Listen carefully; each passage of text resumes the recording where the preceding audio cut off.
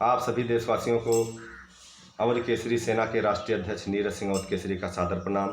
मित्रों, इस समय पूरे प्रदेश में जो सबसे चर्चित घटना है वो हमारे गोंडा जनपद के गौरा विधानसभा की है। गौरा विधानसभा के वर्तमान विधायक प्रभात वर्मा ने अपने आदमियों के द्वारा वहां तांबेपुर निवासी भोलू सिंह की जो हत्या करवाई है, इस हत्या में शासन प्रशासन पर बहुत दबाव बना रहे हैं। इसी मुद्दे को लेकर कल अवध केसरी सेना ने एक मीटिंग की, जिसमें अवध केसरी सेना ने ये ऐलान किया है कि आने वाले 10 तारीख को दिन रविवार को अवध केसरी सेना छपिया में 1 दिवसीय आमरण अनशन करेगी। और ये आमरण अनशन जो होगा, ये उत्तर प्रदेश सरकार, केंद्र सरकार और गोंडा पुलिस, आप सभी के लिए ये संदेश रहेगा अवध केसरी सेना का कि भोलू सिंह हत्याकांड में आप उचित कार्रवाई कीजिए, उचित कार्रवाई कानून के दायरे में कीजिए, क्योंकि अभी तक इसमें सिर्फ खाना पूर्ति हुई है। इस वजह से गोंडा, बलरामपुर, बस्ती, आप सभी जनपद के सभी अवध केसरी सैनिकों, सभी नागरिकों को मैं आह्वान कर रहा हूं कि ज़्यादा से ज़्यादा संख्या में 10 तारीख दिन रविवार को छपिया थाना के पास में पहुंचकर भोलू सिंह के लिए जो अवध केसरी सेना आमरण अनशन कर रही है, इस आमरण अनशन में अवध केसरी सेना का साथ दीजिए, जिससे भोलू सिंह को हम लोग न्याय दिलवा सकें। और अवध केसरी सेना की कुछ मांगे हैं हमारे माननीय योगी आदित्यनाथ जी से, ये मांग भी मैं आप सबके समक्ष रखना चाहता हूं। सबसे पहली बात है तो पुलिस अब तक इस मामले में लीपापोती कर रही है। बलजीत पटेल, अवधेश पटेल और सनाब, दोनों के पिता का नाम है राम तेज पटेल, ये दोनों सगे भाई हैं। इनकी अभी तक गिरफ्तारी नहीं हुई है। मैं गोंडा में आए हुए नए एसपी साहब का स्वागत करता हूं और उनसे ये अनुरोध करता हूं कि इन दोनों आरोपियों को जल्द से जल्द गिरफ्तार करके और सलाखों के पीछे सरकार इनको भेजे।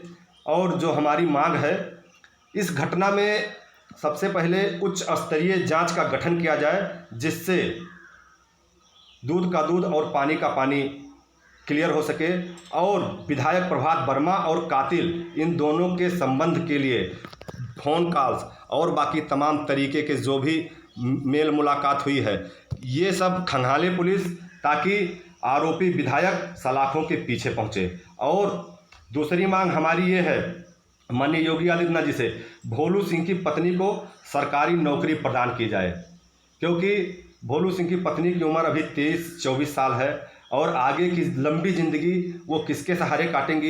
इस वजह से माननीय योगी आदित्यनाथ जी भोलू सिंह की पत्नी को सरकारी नौकरी प्रदान करें।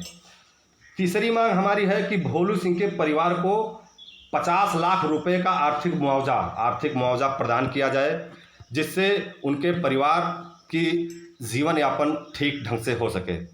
चौथी मांग अवध केसरी सेना की है, भोलू सिंह के परिवार की सुरक्षा व्यवस्था सुनिश्चित की जाए, जिससे आज तो मान लिया भोलू सिंह की हत्या हुई है, कल परिवार में किसी दूसरे सदस्य की हत्या हो जाए, क्योंकि वर्तमान विधायक ही सब कुछ करवा रहे हैं और विधायक से निपटने के लिए आम आदमी के पास तो कोई औकात, कोई ताकत नहीं है। इस वजह से सरकार ये सुनिश्चित करे कि भोलू सिंह के परिवार में अब कोई हानि या कोई प्रकार का घटना नहीं हो पाएगा।